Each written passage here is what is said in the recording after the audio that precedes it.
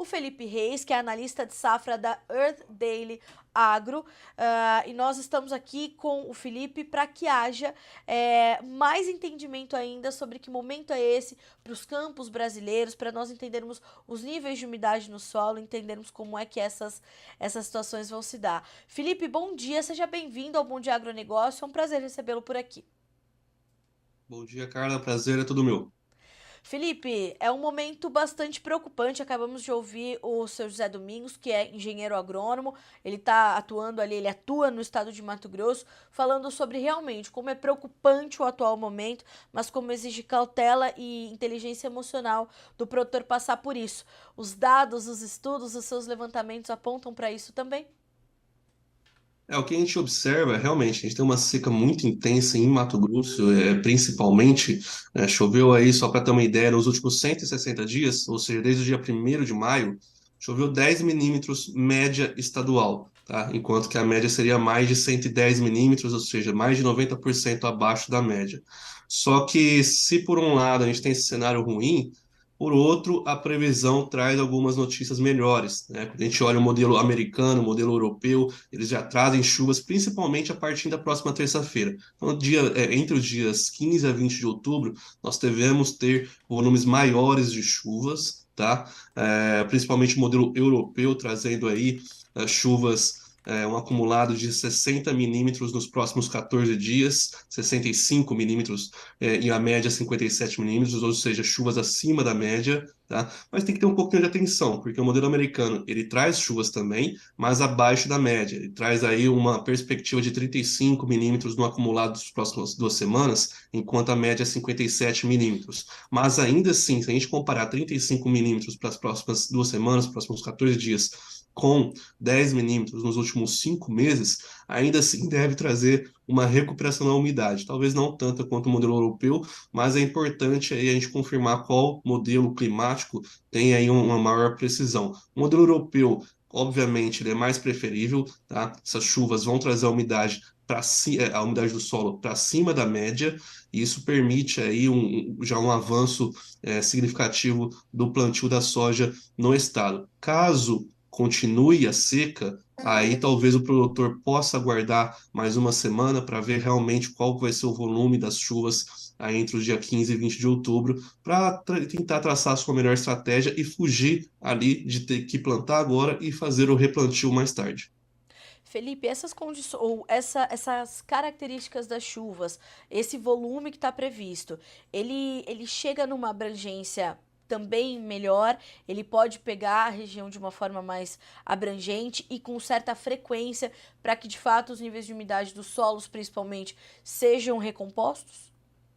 Sim, boa parte do estado deve receber chuvas. De novo, quando a gente olha o modelo europeu, a gente observa que boa parte do estado deve receber sim chuvas. O modelo americano, ele já está prevendo mais chuvas ali para o sudeste do estado, tá? Nem tanto chuvas assim para a região central e oeste, mas de uma maneira geral, a gente espera que o volume de chuvas retorne para boa parte do estado já nos próximos dias. E além também das chuvas, a gente tem uma perspectiva de melhora quanto às temperaturas, né? O modelo europeu, ele traz aí uma previsão de temperaturas um pouco mais amenas para os próximos dias. A temperatura deve continuar acima da média, mas não tão calor quanto a gente vem registrando nas últimas semanas. E por que que isso é importante? Porque quanto mais calor, maior é a evapotranspiração. Se isso é associado com a baixa precipitação, como tem sido nas últimas semanas, a umidade do solo ela cai ainda mais.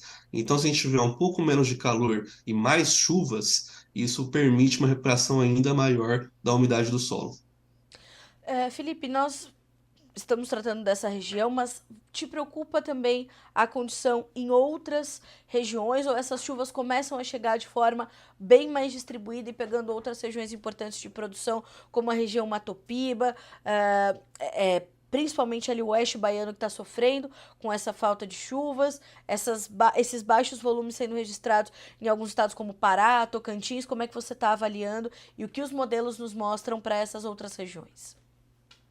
Bom, além de Mato Grosso, nós devemos ter chuvas também em Goiás, Minas Gerais, ali no Triângulo Mineiro e também no Noroeste Mineiro, que também é uma região importante produtora de grãos, tá? Uma região que talvez que é muito importante, que talvez continue a seca, é o norte do Mato Grosso do Sul. Essa a gente tem que ter uma atenção especial, assim também como o Mato Piba. O Mato Piba deve ter uma recuperação, mas não tão intensa ou não tão significativa quanto Mato Grosso, quanto Goiás, quanto Minas Gerais. Então a tensão nessas regiões continua, a preocupação diminui um pouco mais, até mesmo porque eles têm um espaço aí um pouquinho maior para plantar, normalmente eles plantam um pouquinho depois do Mato Grosso, mas com certeza há uma necessidade de volta das chuvas para essas regiões também. Felipe, o quanto dessas regiões, porque há algumas semanas vocês trouxeram um estudo mostrando que os níveis de umidade nos solos pré-plantio no Brasil eram os menores em 30 anos. O quanto dessas regiões precisam dessas chuvas para que esses níveis de umidade sejam recompostos, olhando para essas áreas que estão sofrendo ou que sofreram mais nas últimas semanas com o tempo seco e muito quente. Precisa chover por vários dias, pequenos ou médios volumes, precisa haver uma frequência mais importante do que a abrangência, ou a abrangência e a frequência serão importantes quando a gente pensa numa recomposição para um ambiente favorável para o plantio 2024-25, aconteça no tempo que acontecer, por mais que as janelas para a segunda safra já estejam sacrificadas, como é que esse ambiente tem que se desenhar a partir de agora? Bom, a partir do momento que o produtor plantou, não necessariamente a gente precisa de um volume médio de chuvas para que haja uma produtividade boa quando a gente fala do estado do Mato Grosso, tá? Tendo umas chuvas regulares, mesmo que abaixo da média, mas com uma boa frequência, isso já permite que a soja, com toda a sua genética que nós trabalhamos hoje, tenha uma produtividade razoável, tá?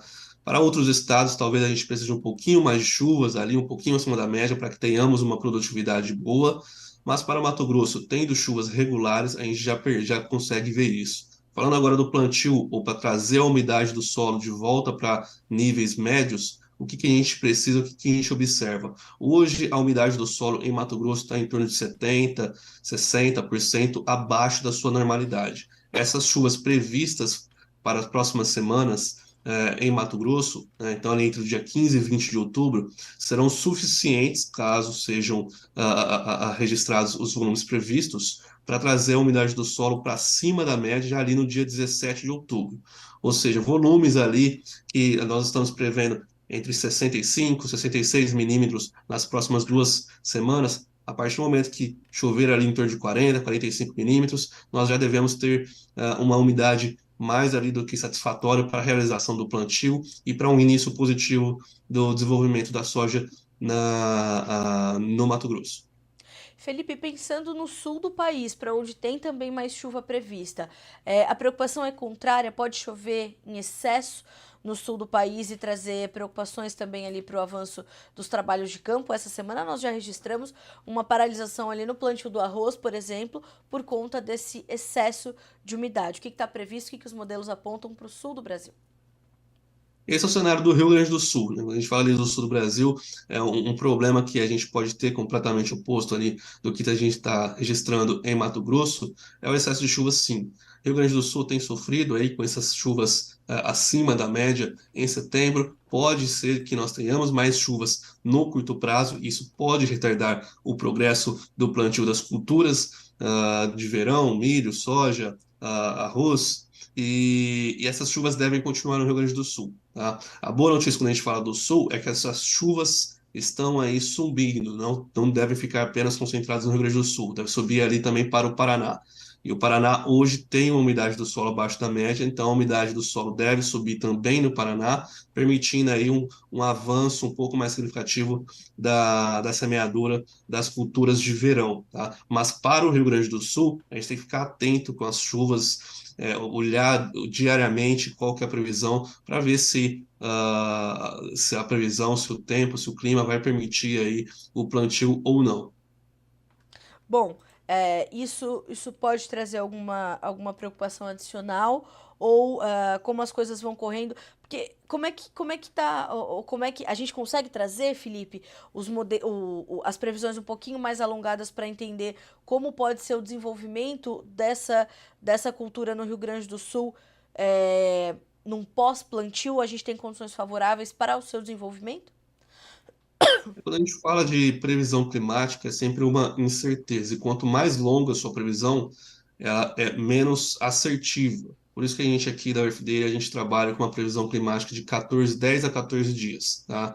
Mas quando a gente falando aí dos próximos meses, do próximo trimestre, seria basicamente o desenvolvimento dessas culturas. Próximo trimestre agora é outubro, novembro, dezembro, janeiro, fevereiro, também entrando aí nos primeiros meses do próximo ano, a gente tem um cenário aí onde pode ser que as chuvas no centro-oeste e sudeste fiquem próximo da média, um pouquinho abaixo, tá? Sofrendo um pouquinho mais algumas regiões de Mato Grosso, mas é muito cedo para fazer essa afirmação ainda, tá? Não temos nenhum cenário onde o Brasil no próximo trimestre tem um excesso ou muita falta de chuva. Então, o excesso de chuva, falta de chuva, hoje não está previsto quando a gente olha os modelos climáticos que fazem uma análise de médio e de longo prazo. Tá? Para os próximos 10, 14 dias, o cenário é de volta das chuvas, chuvas acima da média para o Rio Grande do Sul, Santa Catarina, boa parte de Paraná, também para Mato Grosso, para Goiás, para Minas Gerais, tá? Mas falando aí para os próximos meses, a gente tem um cenário de chuvas dentro aí da normalidade ou variando um pouquinho abaixo da normalidade na região central do Brasil, ali no norte de Mato Grosso, sul de Goiás, um pouquinho acima da média em algumas outras regiões, mas nada muito extremo. Felipe, quais são os seus pontos de destaque para o estado do Paraná?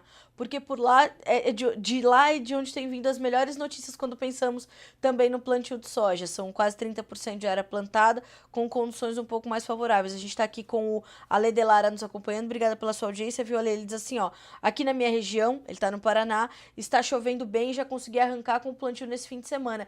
Tudo segue muito bem. Quais são os seus pontos de destaque para o estado do Paraná, Felipe?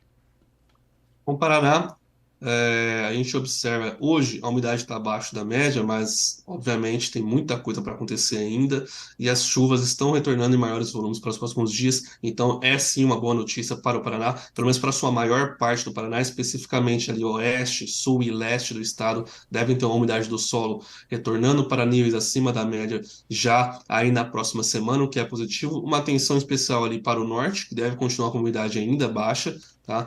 Ali no norte, a gente sabe que tem também cana-de-açúcar. A cana já vem sofrendo um bom tempo com a seca ali naquela região. Obviamente, não tem sofrido tanto quanto a cana de açúcar do estado de São Paulo, pois recebeu maiores volumes de chuvas do que a cana de São Paulo, mas ainda assim essa seca deve ser monitorada, tá? Não recebeu volumes médios nos últimos meses, apesar de ter recebido mais chuvas do que em São Paulo.